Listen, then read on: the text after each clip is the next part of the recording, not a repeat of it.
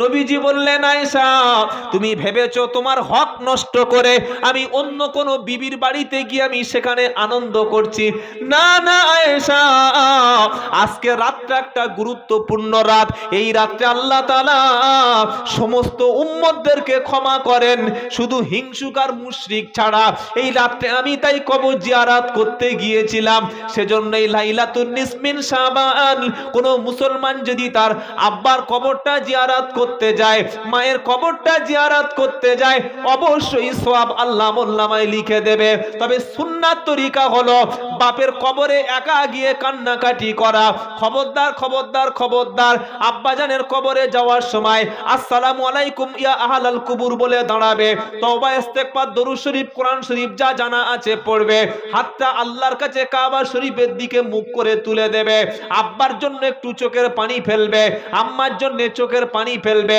যতক্ষণ তোমার অন্তরটা, তোমার দোয়াটা আল্লাহর কাছে কবুল হচ্ছে না, বারবার বারবার তুমি কাকুতি মিনতি করবে, রব্বির হামহুমা কামা রব্বায়ানি সগীরা, বারবার এটা তুমি বলে আল্লাহকে রাজি করাবে। তোমার চোখের পানি যখন জমিনে পড়ে যাবে, আমার আল্লাহ পাক সন্তানের চোখের পানিটা দেখে সব চাইতে বেশি খুশি হয়। সত্যি করে বলুন, কোন ব্যক্তি যদি কোনো ব্যক্তিকে ভালোবাসে, কোনো ছেলে যদি কোনো মেয়েকে ভালোবাসে, কোনো স্বামী যদি তার স্ত্রীকে প্রকৃত ভালোবেসে থাকে, স্বামী বাইরে থেকে বাড়ি এসে যদি দেখে স্ত্রী কাঁদছে, স্ত্রীর চোখের পানিটা মুখ দিয়ে বেয়ে গাল দিয়ে বেয়ে নিচে পড়ছে, ভালোবাসার স্বামী কখনো স্ত্রীর চোখের পানি সহ্য করবে?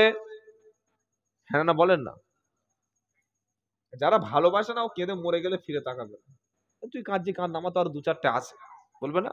কিন্তু প্রকৃত স্বামী প্রথমে বলবে, কি হয়েছে বলো, কেন কাঁদছো বলো, কোনো কষ্ট পেয়েছো বলো, এটা বলেন না বলেন না? হ্যাঁ, সেরকম ভালো মানুষ এখানে আছে, বোঝে দেখে মনে হচ্ছে। এত বউয়ের প্রেমিক যদি ভালোবাসার প্রেমিক না হলে আর এত রাত এখানে বসে থাকে? কি বুঝলেন? তো বিবির চোখের পানিটা ভালোবাসার মানুষের চোখের পানি কেউ দেখতে পারে না। আচ্ছা আপনি বলুন, আল্লাহ পাক তার বান্দাকে বেশি ভালোবাসে না স্বামী তার স্ত্রীকে ভালোবাসে? কে বেশি ভালোবাসে? আল্লাহ। তিনি সৃষ্টি করেছেন, তিনি তার বান্দার চোখের পানি কখনো দেখে, সহ্য করতে তিনি এটা কখনোই আল্লাহ পাক বরদাস্ত করেন না।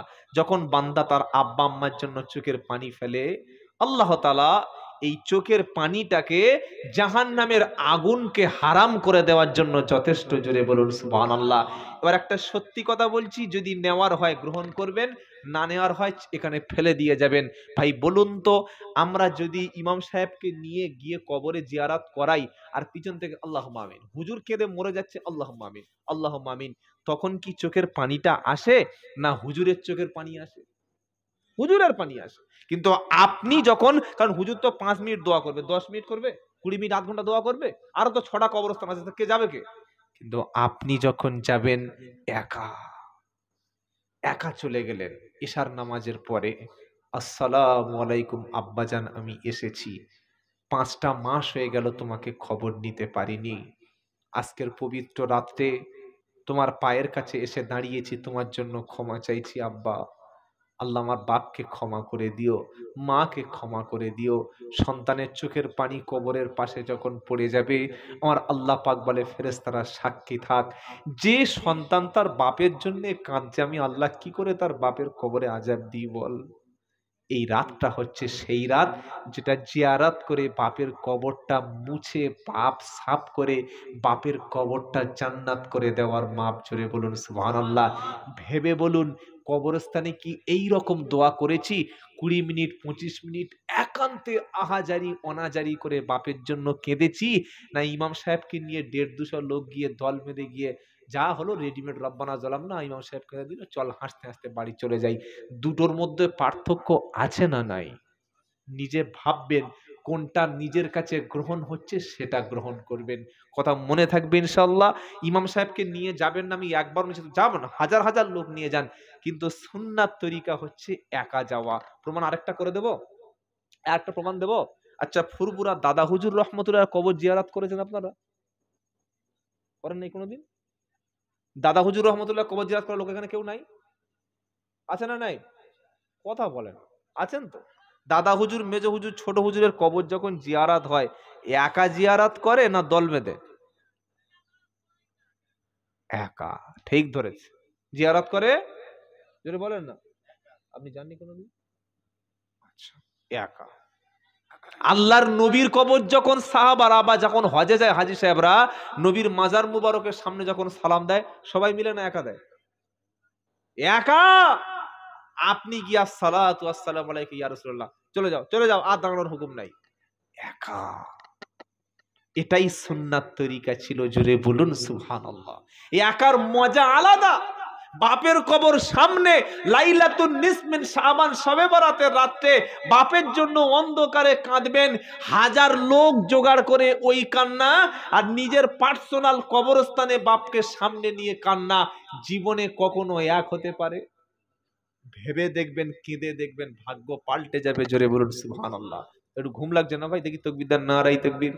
একটু জিকির করুন, লা ইলাহা ইল্লাল্লাহ, লা ইলাহা ইল্লাল্লাহ, লা ইলাহা ইল্লাল্লাহ, লা ইলাহা ইল্লাল্লাহ, লা ইলাহা ইল্লাল্লাহু মুহাম্মাদুর নূর নূর নূর, আজি নূর এসেছে,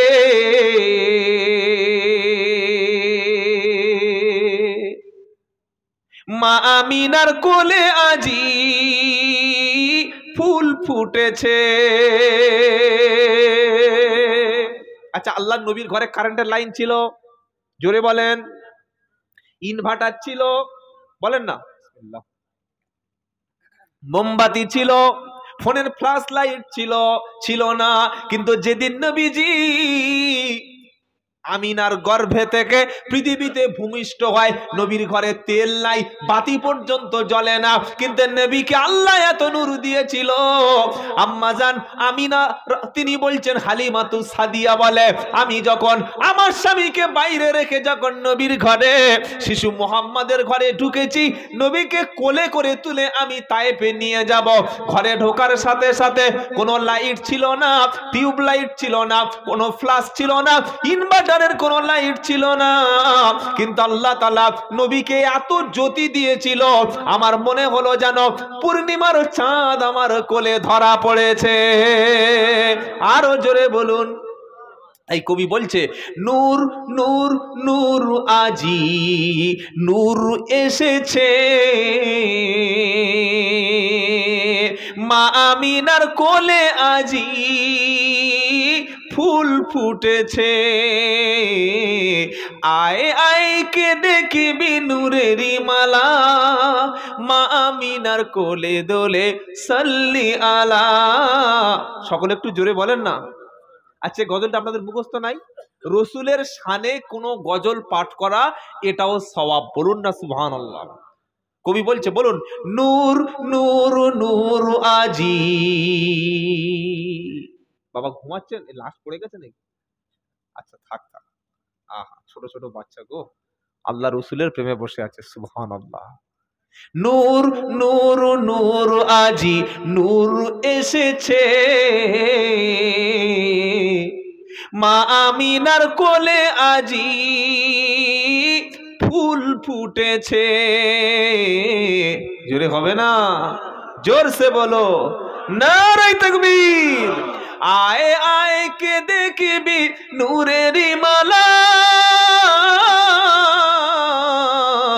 মা আমিনার কোলে দোলে সাল্লি আলা, লা ইলাহা ইল্লাল্লাহ। মুহাব্বতের সঙ্গে বলেন, লা ইলাহা ইল্লাল্লাহ, লা ইলাহা ইল্লাল্লাহ, লা ইলাহা ইল্লাল্লাহু মুহাম্মাদুর রাসূলুল্লাহ সাল্লাল্লাহু। যেটা শোনাচ্ছিলাম ভাই, মানুষ সেদিন আফসোস করবে কিয়ামতের দিন, কিন্তু লাভ নাই। তাহলে তিনটে বন্ধুর ঘটনা বলবো বলেছি, হাদিস বুখারী শরীফের। তিনজন কোন বন্ধু? যে বন্ধু জীবনে কখনো নামাজ কাজা ছিল না। জোরে বলুন না সুবহানাল্লাহ। যে বন্ধু কখনো মিথ্যা বলতো না, যে বন্ধু কখনো কোনো মানুষকে ক্ষতি করতো না। 3টে বন্ধু বার হয়েছে ঘুরতে। আপনাদের তো মেদিনীপুরে পাহাড় নাই, কিন্তু আপনি মেদিনীপুরটা পার হয়ে যখন আপনি পুরুলিয়ায় ঢুকবেন, বাঁকুড়ায় ঢুকবেন, পাহাড় আছে না নাই? পাহাড় আছে না? বিশাল বড় বড় পাহাড় রয়েছে। তো এই পাহাড় এখানে অতটা কিন্তু পাহাড়ের তলায় যে গুহাগুলো থাকে সেটা নাই, কিন্তু আপনি যখন আরো উত্তরের দিকে চলে যাবেন কিংবা পার্বত্য অঞ্চলে চলে যাবেন, তখন উপরে পাহাড় আর পাহাড়ের তলায় গুহা, বিশাল বড় বড় গুহা, বিশাল বড় বড় গুহা। তো 3 বন্ধু রাস্তায় বার হলো, বললো চলো ঘুরে আসি। ঘোরাটাও একটা ইবাদত, বলুন সুবহানাল্লাহ। যদি ঘোরাটা আল্লাহর সন্তুষ্টির জন্য থাকে, আল্লাহ পাক কোরআনে বলেছেন যে তোমরা আমার পৃথিবীটা ঘুরে ঘুরে দেখো, সিরু ফিল আরদি ফানদুরু কাইফা কানা আকিবাতুল মুকাদ্দিবিন। হে বান্দা, শুধু বাড়িতে বসে থাকলে হবে না, আমার পৃথিবীটা ঘুরে ঘুরে দেখো। তুমি প্রয়োজনে মিশরে যাও, ফেরাউনের লাশটা দেখে এসো, দেখো তার কি হালটা বানিয়েছি। তুমি নমরুদের জায়গায় গিয়ে দেখো কিভাবে রাজত্ব ধ্বংস করে দিয়েছি। ইব্রাহিম আলাইহিস সালামকে যে পড়াতে এসেছিল সে শেষ হয়ে গেছে। করুন যাকাত দিতে, কারণ সে অস্বীকার করেছিল। কয়েক হাজার বিঘা সম্পত্তি আমি আল্লাহ কিভাবে মাটির তলায় শেষ করে দিয়েছি, ওটাও তুমি ঘুরে ঘুরে দেখো, তোমার জ্ঞান বেড়ে যাবে। যে জায়গায় লূত আলাইহিস সালামের জামানায় ছেলে ছেলেকে বিয়ে করত, নারী নারীর সঙ্গে যৌন কাজটা করত, লূত আলাইহিস সালাম বারবার সাবধান করেছিল। যখন জাতি শুনল না, আল্লাহ তাআলা লূত আলাইহিস সালামের কওমকে উল্টে মাটির মধ্যে পুঁতে দিল। আসমান থেকে আগুন পাথর বর্ষণ করে পুরো জায়গাটার ডেড সি একটা মৃত সমুদ্র করে দিল। এগুলি তোমরা ঘুরে ঘুরে দেখো। আবু জাহেল সারা জীবন নবীর সাথে বেঈমানি নাফরমানি করেছে। আবু জাহেল সত্য নবী পেয়ে যখন আল্লাহ নবীর উপরে কলেমা পড়ে ঈমান আনলো না, আবু জাহেলের মৃত্যুর পরে আবু জাহেলের ঘরটাকে, ওটা সাধারণ কোনো ঘর নয়, ওই ঘরটাকে ইন্টারন্যাশনাল টয়লেট বানানো। কি হয়েছে? International toilet. আল্লাহ এবং রসুলের সামনে যারা বেয়াদবি করে, রসুলের দুশ্মন যারা, তাদের ঘরটাকে আল্লাহ বাথরুম করে দেয়। কথা মনে থাকবে, যেন কোনোদিন জেনে শুনে কোনো হাক্কানি আলেমের সঙ্গে বিরোধিতা করবেন না, ধ্বংস অনিবার্য। বাপ মার সঙ্গে কোনোদিন খারাপ আচরণ করবে না, একদম মৃত্যু ধরা বাঁধা। মৃত্যু মানে ওই সঙ্গে সঙ্গে মরে যাবে তা নয়, ও বেঁচে থাকবে কিন্তু মরণের চাইতে বেশি কষ্ট পাবে। কি বলছেন? বেঁচে থাকবে, অপমানের সঙ্গে আল্লাহ তার মৃত্যু দেবে যদি কেউ বাপ মার চোখের পানি ফেলে। কারণ সন্তানের কাছে সবচাইতে বড় পীর হচ্ছে তার আব্বা মা। জোরে বলুন সুবহানাল্লাহ। বাপ হাত তুললে তো জান্নাত, মা তোমার জন্য চোখের পানি ফেললে পৃথিবীতে কোনো মৌলবীর কাছে না গেলেও তুমি জান্নাতে চলে যাবে। জোরে বলুন সুবহানাল্লাহ। সব ইমাম সাহেব, হুজুর সাহেব, পীর সাহেব সবাইকে খাইয়েছেন পাইকারি ভাবে, বাপ মাকে খেতে দেন না। বাপ মা অসুস্থ, চিকিৎসা করেন না। বাপ মা কি খাচ্ছে দেখেন না। কোনোদিন আল্লাহর দয়ার জান্নাত পাওয়া যাবে না। 3 বন্ধু বললে চলো ঘুরে আসি। ঘুরতে ঘুরতে ঘুরতে ঘুরতে পাহাড়ি অঞ্চলে চলে গেল, আর প্রাকৃতিক দুর্যোগ শুরু হলো। এত প্রচন্ড ঝড় এলো, তারা বললে এক কাজ কর, ঝড় যখন এসছে এখন তো আর পালিয়ে যাওয়া যাবে না, পাহাড়ের মধ্যে ঢুকে পড়ি। যেরকম একটা গর্ত মতো ছিল, ঢুকে পড়লো। যখন ঢুকে পড়লো, এত ঝড়ের প্রচন্ড প্রকোপ বেড়ে গেল, পাহাড়ের উপর থেকে বিশাল একটা পাথর উড়ে এসে মুখটা আটকে দিল। এবার বলুন, 3 বন্ধু মিলে বিশাল বড় পাথর সরাতে পারবে? না আছে ক্রেন, না আছে ফোন যে বাড়িতে ফোন করবে, কয়েক হাজার বছর কোথায় ফোন পাবে কোথায়? 3 বন্ধু মনে করলো সর্বনাশ হয়ে গেছে, তো ঠেলতে শুরু কর। ঠেলে হয় নাকি? তো হয় না। 3 জন বন্ধু বললো কি করি বলতো দেখি, তো মরা ছাড়া কোনো রাস্তা নেই। হাদিস বুখারী শরীফের গল্প শোনানোর সময় নেই। তখন প্রথম বন্ধু বলল, দেখো নেককার ব্যক্তি সবসময় ভালো যুক্তি দেবে। কি বলছেন আপনারা? ভালো মানুষ সবসময় ভালো যুক্তি দেবে। আপনি যদি কোনোদিন দুঃখে, কষ্টে, মুসিবত, পেরেশানিতে পড়ে কোনো আলেমের কাছে গিয়ে জিজ্ঞাসা করেন যে হুজুর আমি কি করব, আলেম কি বলবে? যা সুদের টাকা আন, বলবে? বলেন না। কোনো ভাই আপনার শত্রুতা করছে, কোনো আলেমের কাছে পরামর্শ করলে ইমাম সাহেব আলেম কি পরামর্শ দেবে? এই তোর ভাইকে গিয়ে মিথ্যাটা মামলা দিয়া জেল খাটুক, তুই বেঁচে যাবি, এরকম কথা বলবে? কখনো বলবে না, কখনোই বলবে না। আলেম ওলামা ইমামরা ওলামারা সব সময় ভালো পরামর্শটা মানুষকে দেয়, বলুন না সুবহানাল্লাহ। প্রথম বন্ধু বলল, ভাই আমাদের বাঁচার কোনো রাস্তা নাই, তবে বিপদ থেকে বাঁচাতে পারেন একজন, তিনি হলেন আল্লাহ। জোরে বলুন না। মাইয়াত্তাকিল্লাহা ইয়াজআল লাহু মাখরাজা ওয়া ইয়ারযুক মিন হাইসু লা ইয়াহতাসিব। 28 পারা সূরা তলাকের 3 নম্বর আয়াতে আল্লাহ পাক শোনাচ্ছে, যদি কোনো বান্দা আমাকে ভয় করে, আল্লাহকে সর্বাবস্থায় ভয় করে পাপের রাস্তাগুলি ছেড়ে দেয়, আমি আল্লাহ আমার হুকুমগুলো যদি পালন করে, ওই বান্দা যদি কোনোদিন কোনো বিপদ মুসিবতে পড়ে যায়, আমি আল্লাহ এমন ভাবে বিপদ থেকে বাঁচিয়ে নেব সে কখনো ভাবতে পারবে না। আর খোদা বিরূপ পরেশগার ব্যক্তির যদি কখনো রুজির প্রয়োজন হয়, আমি আল্লাহ এমন ভাবে রুজির ব্যবস্থা করে দেব সে কখনো কল্পনা করতে পারবে না। একবার জোরে বলুন সুবহানাল্লাহ। সাহাবারা বিপদে পড়লে আগে 2 রাকাত নামাজ পড়তেন। কি করতেন বলেন? 2 রাকাত নামাজ, লম্বা নামাজ পড়তেন, দোয়া করে বলতেন, আল্লাহ আপনার কাছে এসেছি, আপনি বিপদ থেকে বাঁচিয়ে নিন। আর আমাদের বাড়ির মেয়েরা কি করে বিপদে পড়লে? আল্লাহ বিপদ থেকে বেঁচে গেলে 2টো মোরগ মসজিদে দেবো। কটা মোরগ? 2টো মোরগ। আচ্ছা, মোরগটা আগে দেওয়া দরকার না বিপদ থেকে বেঁচে গেলে দেওয়া দরকার? কোনটা সুন্নাত ভেবে বলুন। মোরগটা আগে তো এতিম মিসকিন দরিদ্র বা ভালো মানুষদের খাওয়ানো দরকার, সুন্নাত ছিল আগে দান করে দেওয়া। আমরা কি করি, আল্লাহ যদি একবার কাজটা বেঁধে যায় তবে 5000 দেব, যদি ছেলে পরীক্ষায় পাশ করে তবে 500 দেব, যদি আমার স্বামী বিপদ থেকে জেল থেকে ছাড়া পায় তবে গরু দেব। আচ্ছা বলুন, আল্লাহ বা তার ফেরেশতারা এইসব খাবারের জন্য কি মুখাপেক্ষী? নাউজুবিল্লাহ, কখনো না। আর হাদিসে এসছে, মুসলিম শরীফের হাদিস, ওলামাদের জিজ্ঞাসা করবেন যদি সন্দেহ হয়, এই যে আমরা মান্নত করি না, অনেক মা আছে মান্নত করে, অনেক ছেলে মান্নত করে, আল্লাহর নবী বললেন মান্নতে কোনো ব্যক্তির কোনো ভাগ্যের কোনো পরিবর্তন হয় না। ভাগ্য পরিবর্তন হয় একমাত্র আল্লাহর কাছে দুআর দ্বারা, আর ভাগ্যের বিপদ মুসিবত গুলো রদ হয়, বন্ধ হয় দান বা সদকার দ্বারা। জোরে বলুন সুবহানাল্লাহ।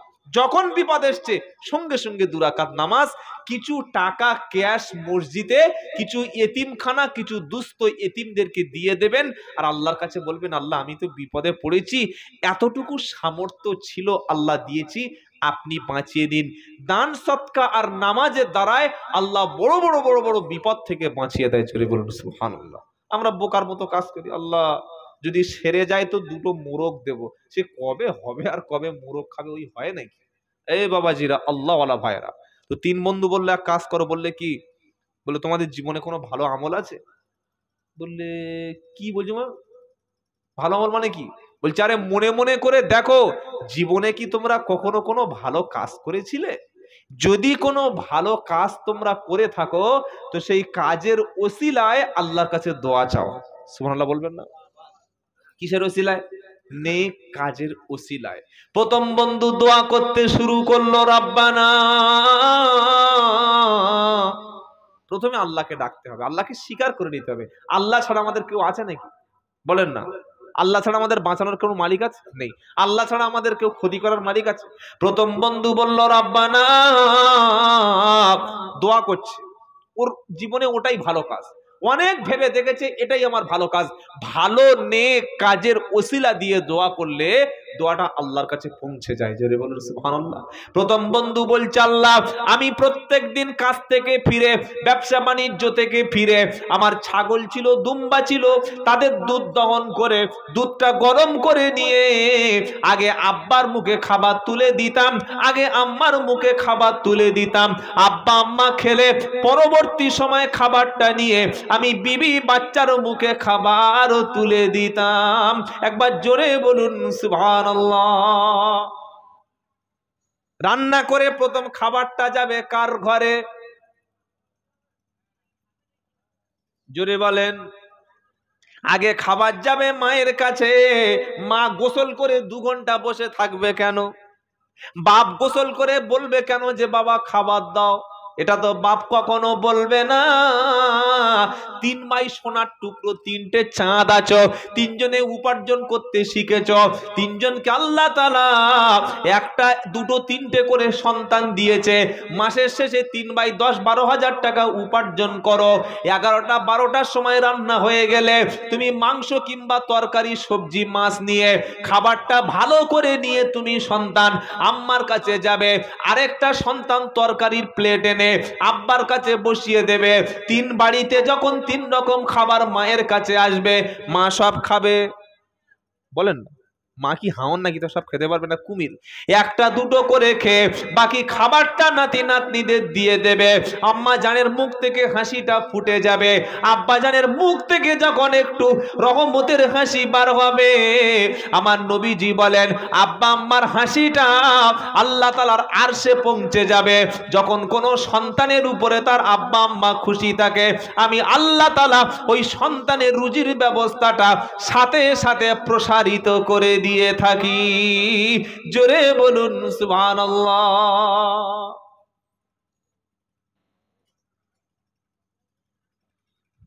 2:30 বেজে গেছে, ভাত আসে না। মা বলছে ও বৌমা ভাত হয়েছে। তোমার পেটে কি হয়েছে বলো? প্রত্যেকদিন করো করো বলো ভাত হয়েছে, বাচ্চাদের মতো খালি খাওয়া খাওয়া এরকম বলে না, বলে না। আস্তাগফিরুল্লাহিল আযীম। খবরদার, বাপ মাকে আগে খেতে দেবেন, আল্লাহ রুজিতে অভাব দেবে না। বলুন না সুবহানাল্লাহ। প্রথম বন্ধু বলল আল্লাহ প্রত্যেকদিন খাবার এনে আব্বা আম্মাকে প্রথমে খাবার আমি খাওয়াতাম, তবে আমার স্ত্রীকে খেতে দিতাম, তবে আমার ভাই আমার সন্তানদের খেতে দিতাম। একদিন রাত্রেবেলা বাড়িতে ফিরে এসে দেখি আব্বা আম্মা তখন ঘুমিয়ে পড়েছে। কে ঘুমিয়ে পড়েছে? জোরে বলেন। বাপ মা। আমি খাবারের গ্লাসটা নিয়ে, আমি দুধের গ্লাসটা নিয়ে, লাইটটা বড্ড চোখে লাগছে ভাই, খাবারের প্লেটটা নিয়ে, আমি দুধের গ্লাসটা নিয়ে আব্বার মাথার কাছে আম্মার মাথার কাছে সারা রাত এইভাবে দাঁড়িয়ে আছি। যখন ফজরের আজান হয়ে গেল, আসসালাতু খায়রুম মিনান নাওম, কত সুন্দর ডাক, সুবহানাল্লাহ বলতে ইচ্ছা করে না? আল্লাহ ডেকে দিচ্ছে মুসলমান উঠে পড়, উঠে পড়। ঘুমের চাইতে নামাজ উত্তম, বিছানা ছেড়ে চলো মসজিদের দিকে চলে যাও। বলুন না সুবহানাল্লাহ। যারা বিছানা ছাড়তে পেরেছে, মসজিদের দিকে পা যাদের উঠে গেছে না, এই পাটা আল্লাহ জান্নাতের দিকে চলে গেছে। জোরে বলুন সুবহানাল্লাহ। যারা নাপাক পোশাকটা পাল্টে পবিত্র পোশাক পরে, যখন পবিত্র হয়ে ওযু করে ভালো পাক পোশাকটা পরে মসজিদের দিকে পা ফেলেছে, আমার নবীজি সাল্লাল্লাহু আলাইহি সাল্লাম বলেন মিশকাতুল মাসাবির হাদিস, যদি কেউ নামাজের জন্য ওযু করে বাড়িতে ভালো পবিত্র পোশাক পরে মসজিদের দিকে পা ফেলে, হাজী সাহেব ইহরাম বেঁধে পবিত্র অবস্থায় কাবা শরীফের দিকে গমন করলে যেমন সওয়াব, মসজিদের দিকে ভালো পোশাক পরে ওযু করে পা ফেললে তেমন সওয়াব। বলুন সুবহানাল্লাহ। সেই ফজরের নামাজ জীবন থেকে কতবার চলে গেছে একটু ভাববেন। কতবার আমাদের ফজর কাজা হয়ে গেছে। আর যেন জীবনে কাজা না হয় ইনশাআল্লাহ। বলেন, বলেন না ইনশাআল্লাহ। ফজরের আজান হয়ে গেল, মা ঘুম থেকে উঠে বলছে ছেলেরে দাঁড়িয়ে আছো কেন? ছেলে বলল আম্মা জান সারা রাত দাঁড়িয়ে আছি, আপনাকে ডাকবো না, আপনাকে ডাকলে বিয়াদুবি হবে, আপনাকে ডাকলে অপমান হবেন, আপনাকে ডাকলে ঘুমের ডিস্টার্ব হবে, আর ঘুমের ডিস্টার্ব হলে মা আপনি অসন্তুষ্ট হবেন, আপনি অসন্তুষ্ট হলে আল্লাহ অসন্তুষ্ট হয়ে যাবে, আর আপনি যদি সন্তুষ্ট থাকেন আমার আল্লাহর সাথে সাথে সন্তুষ্ট হয়ে যাবে। ওই ব্যক্তি বলল রব্বানা। মা হাত থেকে দুধের পাত্রটা নিল, মা দুধ পান করে মা খাবারটা খেয়ে ঘুমিয়ে পড়ল নামাজ পড়ে। আল্লাহ তাআলা এটা যদি আমার মায়ের এই কাজটা করে থাকি, অথচ আমার বাচ্চারা সারা রাত খাবারের জন্য আমার কাছে ডেকেছে, আমার স্ত্রী বলেছে খাবার কই, আমি বলেছি না, যতক্ষণ আব্বা আম্মা খাবে না ততক্ষণ বাচ্চার মুখে খাবার তুলে দেব না। ওগো রব্বুল আলামিন আল্লাহ, যদি তোমার সন্তুষ্টির জন্য কাজটা করে থাকে, আজকের গুহার ও পাথরটা তুমি বিপদ থেকে বাঁচিয়ে দাও। এটা বলার সাথে সাথে 3 ভাগের 1 ভাগ পাথর সরে গেল। আচ্ছা, আল্লাহ এটা করতে পারে না? পারে না? বিশ্বাস আছে তো বাবা? সবকিছু যিনি করতে পারেন তিনি হলেন আল্লাহ। তার কাছে অসম্ভব বলে কিচ্ছু নাই। আমাদের মুখ্যমন্ত্রী সবকিছু করতে পারে? পারে না। প্রধানমন্ত্রী পারে না। রাশিয়ার প্রেসিডেন্ট, আমেরিকার প্রেসিডেন্ট পারে না। কিন্তু পৃথিবীতে এমন একজন রব আছেন যিনি আমাদের খালিক, যিনি আমাদের সৃষ্টিকর্তা, তার কাছে অসম্ভব বলে কোনো শব্দ, আল্লাহু আকবার, কোনো কিছু অসম্ভব নয়। তিনি বিশাল সমুদ্রকে মুহূর্তের মধ্যে পাহাড় তৈরি করে দিতে পারেন। তিনি কে? আল্লাহ। রাস্তার ভিখারিকে মুহূর্তের মধ্যে ধনী বানিয়ে দিতে পারেন। আবার কোটিপতি ব্যক্তিকে যে কোনো সময় যে কোনো মুহূর্তে তিনি রাস্তায় ভিক্ষার ব্যাগ হাতে ধরিয়ে দিতে পারেন। তিনি কে? আল্লাহ। প্রথম ব্যক্তির দোয়া কবুল হলো, পাথরটা একটু সরে গেল, ও হাত নামিয়ে নিয়ে বলছে, ভাই দেখ, আমার জীবনে যা করেছিলাম বলে ফেলেছি, আমার আর কিছু করার নাই, তোদের দুজনের যদি কিছু করার থাকে তো তোরা দেখ।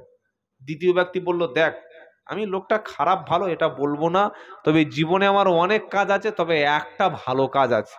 বলছি কি রে? তোর সাথে বলবো? কার কার সাথে বলবো? আল্লাহর সাথে বলবো। তো বল, এই সরে যা।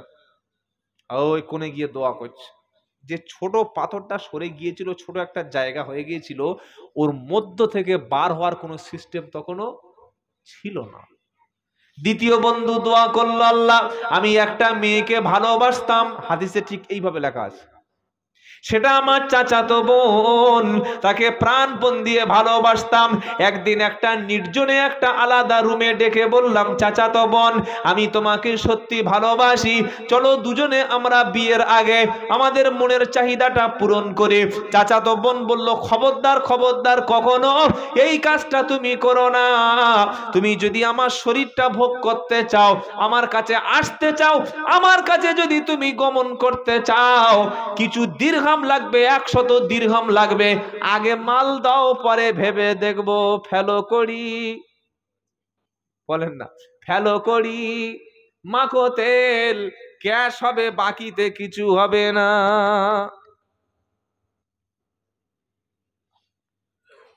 কি হবে? ক্যাশ। এখন বিয়ের আগে কিছু ছেলে শ্বশুর বাড়ি থেকে বিয়ের 1 সপ্তাহ আগে মাল নিয়ে নিচ্ছে। কি বাবা, হয় না? এ বিয়ে কত তারিখে রে? মার্চের 7 তারিখে। তা আজকের ক তারিখ? বলছে মার্চের 1 তারিখ। যে খাট, গদি, তোষক, বালিশ, বাইক, তারপরে সাইকেল তো এখন চলে না, bike, dining table, dressing table, খাট, আলমারি, শোকেস, সোফা, হাঁড়ি, কলসি, বালতি, একদম সেই দা, বটি, গ্লাস, শরবত সেট, চেয়ার, টেবিল। কোত্থেকে এসছে? কিনেছিস? বললেন না হুজুর, কিনি নাই। মাল আসলো কোত্থেকে? রাজ্য সরকার দিয়েছে ভর্তুকি? বলছে না না, আমার শ্বশুর দিয়েছে। তোর বিয়ে হয়েছে? বলছে শ্বশুর হলো কি করে?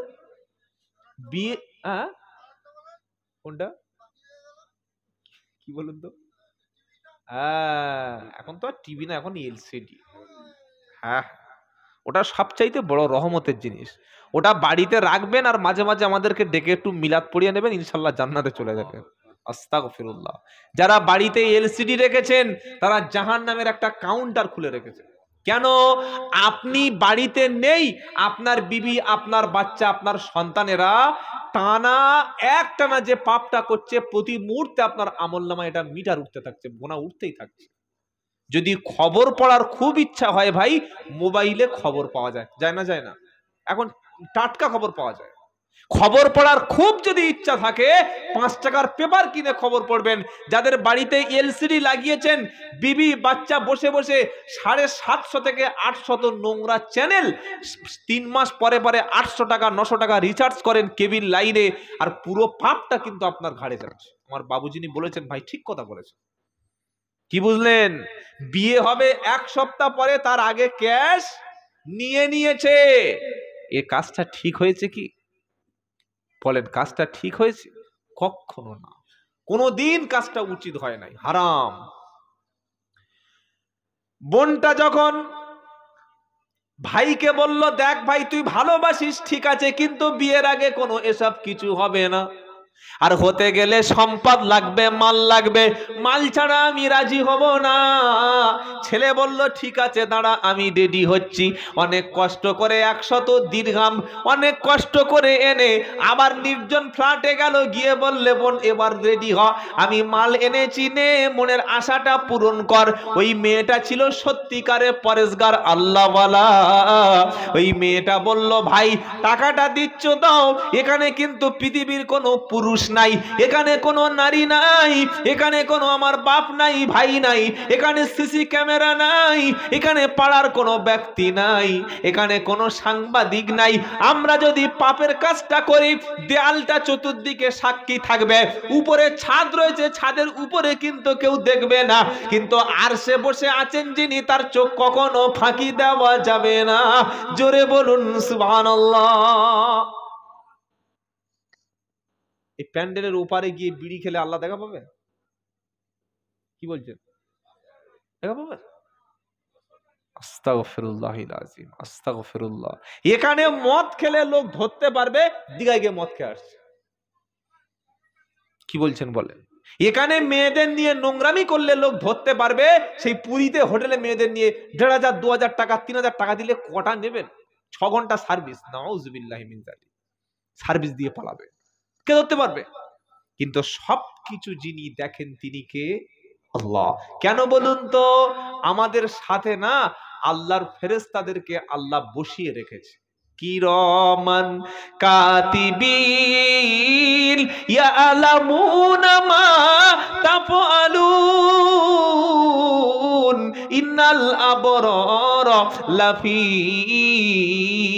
নাঈম ওয়া ইন্নাল ফুজ্জারা লাফি জাহিম। সম্মানিত লেখকগণ ডান দিকে বাম দিকে বসে বসে লিখছে, যে রুমে যাও, যে হোটেলে যাও, মুসলমান মুখে দাঁড়িয়ে আছে, মুখে কাপড় জড়িয়ে তুমি লটারির টিকিট কাটতে গেছো, পাড়ার কেউ জানে না, কিন্তু সাথে ছিল দুজন তারা ফেরেশতা। তুমি জেনা করতে ঢুকেছো, কেউ জানে না, কিন্তু সাথে আছে কিরামান কাতিবিন, তারা দুজনা। আছে না নাই? জোরে বলেন না। চুরি করছো, মদ খাচ্ছ, মিথ্যা বলছো, পৃথিবীর কোনো মানুষ ধরতে পারে না, কারণ পয়সা থাকলে তার পাপ, এখন পয়সা থাকলে 7 খুন মাপ। সাদা পোশাক, সাদা পাঞ্জাবি পরে সমাজে লাল বাইক নিয়ে ঘুরছে, আর ওই রকম যেখানে সেখানে দান করে, ক্লাবে 10,000, মসজিদে 20,000, ওই পার্টির চাঁদা দিচ্ছে, সব জায়গায় চাঁদা দিচ্ছে। লোক বলছে দেখেছিস লোকটা সমাজসেবী, বলছে না, বলে না, কিন্তু ও যে কি গন্ডগোলের মাল ওটা কে জানে? আল্লাহ। তাই কবি বলছে, কেউ জানুক আর নাই বা জানুক, আমি তো জানি কত পাপী। বিবি মনে করছে দারুণ স্বামী পেয়েছি, কিন্তু যে গোপনে গোপনে কি খচরামি করে স্বামী বিবি জানে না। সবার চোখ লুকিয়েছে, আল্লাহর চোখ লুকানো সম্ভব? বলেন না। কেউ জানুক আর নাই বা জানুক, আমি তো জানি কত পাপী। পোশাকে আশাকে দেখো, এ দেহটা ঢেকেছি,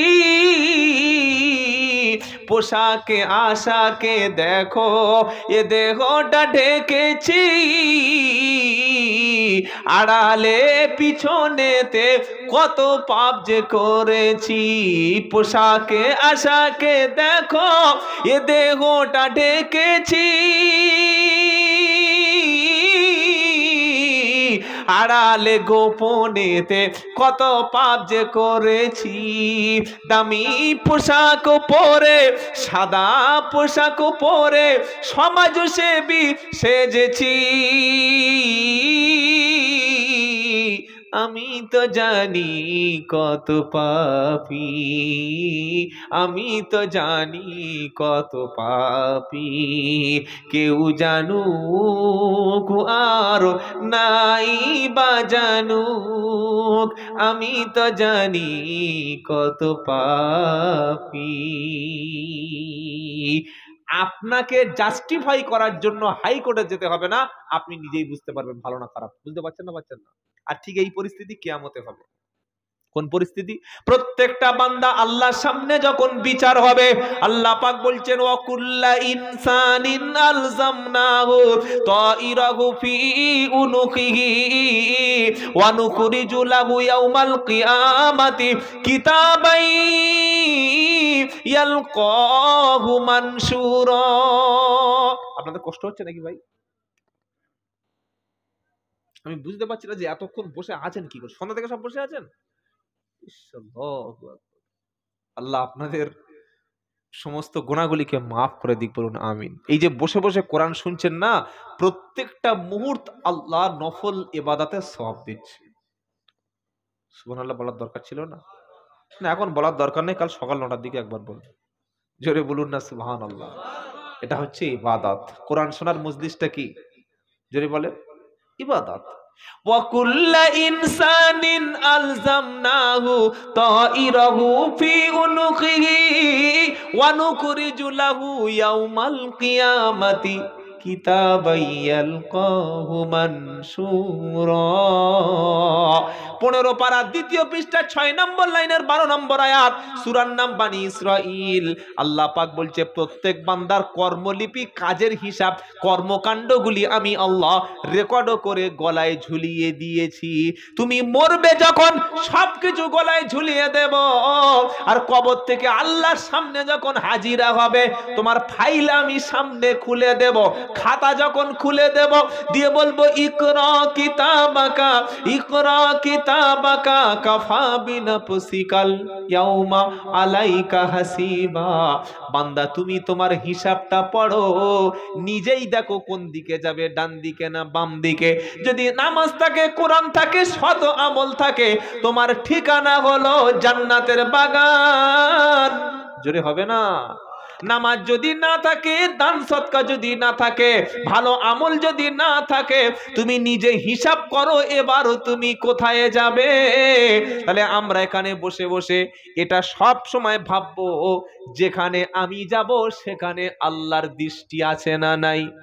জোরে বলেন। আমি আছি যেখানে আল্লাহ আছে। ওয়ায়ালামু মা ফিল বাররি ওয়াল বাহর ওয়া মা তাসকুতু মিন ওয়ারাকাতিন ইল্লা ইয়ালামুহা। আল্লাহ পাক বলছে, এ বান্দা শোনো, আল্লাহর ইলম, আল্লাহর জ্ঞান সব জায়গায়, এমন কি গাছের পাতা পড়ার খবর আমি আল্লাহর কাছে থাকে। জোরে বলো সুবহানাল্লাহ।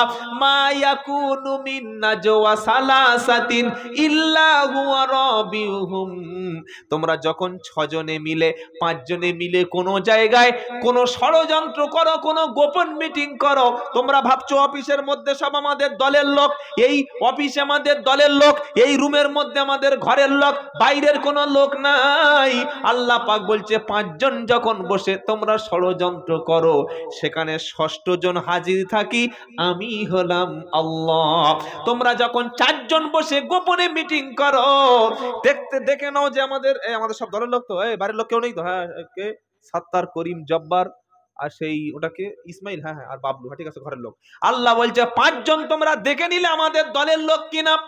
কাউকে হত্যা করব, কারোর বিরুদ্ধে ষড়যন্ত্র করব, তুমি ভাবছো বাইরের কোনো লোক নাই, কিন্তু 5 নম্বরে যিনি হাজিরি থাকি তিনি হলেন আল্লাহ। এটা যেন সবসময় মাথায় থাকে। মাল বিক্রি করতে গিয়ে যেন মাথায় থাকে যে ওজনটা যেন ঠিক হয়, দাঁড়ি পাল্লা যেন ঠিকঠাক ধরি। কম্পিউটার পাল্লায় চুরি করা যায় না? যায় না? এই জোরে বলুন। একটা ঘটনা বলবো আমার নিজের ঘটনা, এটা কোনো হাদিস কোরআন নয়। আমি একটা নতুন ঘর করেছি, এই সবে রিসেন্টলি হবে, মাস 2 হচ্ছে। তুই ঘর করলে ঘরে গ্রিল বসানোর দরকার লাগে না? লাগে না? লাগে। গ্রিলের যে মিস্ত্রি, ও বলছে হুজুর তোমার বাড়িতে আমি যাব, গ্রিলটা বাড়িতে তৈরি করে ওখানে মেপে লাগিয়ে দেব। ভালো। ও বাড়িতে ভালো করে মাল ঝালাই করে মাপ দিয়ে নিয়ে গ্রিল লাগানোর আগে সেই কাঠ মাপে একটা পাল্লা আছে দেখেছেন, এরকম মিটার মতো ঘড়ির মতো আছে, উপরে এস টাইয়ে দেয় আর নিচে মাল ঝুলিয়ে দিলে কত কেজি ওয়েট হয়, ওতে 100 কেজি পর্যন্ত ওর লিমিটেশন রয়েছে। ও হতভাগা কি করে, ও সব সময় ওই পাল্লাটা একটু কমিয়ে রেখেছে, মানে যদি বাড়িয়ে রেখেছে, যদি 70 কেজি ওজনটা হয় ওই গ্রিলের বা লোহার ওই মানে অংশের বা গ্রিলের, ওটা 70 কেজি হলে 80 কেজি দেখাবে, 10% বাড়িয়ে রেখেছে। তার মানে যদি 1 কুইন্টাল মাল মাপে, যার কাছে মালটা দেবে সেখানে দেখবে 1 কুইন্টাল 30 বা 40 কেজি, তার মানে 1 কুইন্টাল গ্রিল মেপে দিল 30 থেকে 40 কেজি, ওই যার কাছে দেবে তার কাছ থেকে লাভ করবে। ভাইয়া এই পাল্লাটা দেখে নে, 1 কুইন্টাল 30 কেজি মাল দিয়েছি। তো আমরা তো যারা ব্যবসায়ী লোক, আমরা ধরতে পারবো, হ্যাঁ ঠিক বলেছো, তো পাল্লা ওদিকে আছে।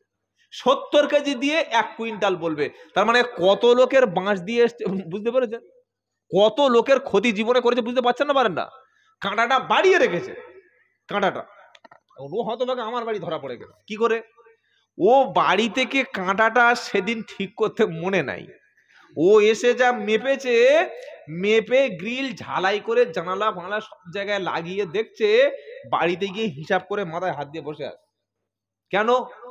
ও যে মালটা কিনেছিল তার চাইতে আরো 30 কেজি মাল আমার কম হয়েছে, মানে যেটা মাল কিনেছিল ওর ভিতরে ঝালাই ফালাই করে আমার ঘরে লাগিয়ে খাতা কলমে হিসাব করেছে আর 30 কেজি কম।